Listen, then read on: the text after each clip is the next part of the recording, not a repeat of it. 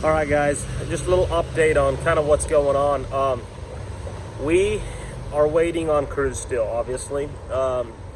So from what I talked to the social worker here in Boston today or yesterday, and they were saying that I don't know, the transport jet is actually still on standby for tomorrow. So they have the jet on standby, like they're ready to go if they say yes tomorrow. But then they'll have to reschedule the flight again after Wednesday if Wednesday doesn't work. So I asked the social worker yesterday. I said, look here, what's your gut feeling on this deal? What are we looking at? Are we looking at this week yet still? Are we looking at this weekend or next weekend? What are we looking at? And she just said, you want to know my gut? She says, really what I feel? She says, I don't think it's going to happen till like this next weekend. So like all this weekend and probably next Monday.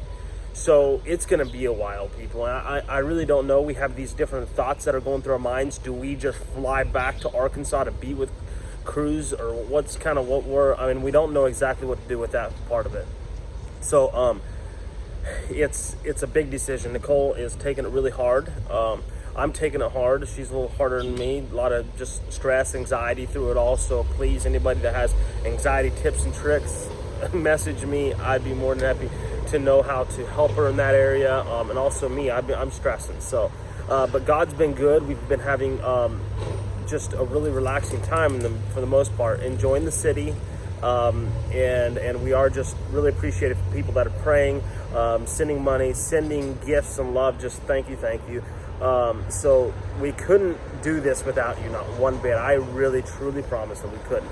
So just a huge thank you for everybody that's been a part of this all.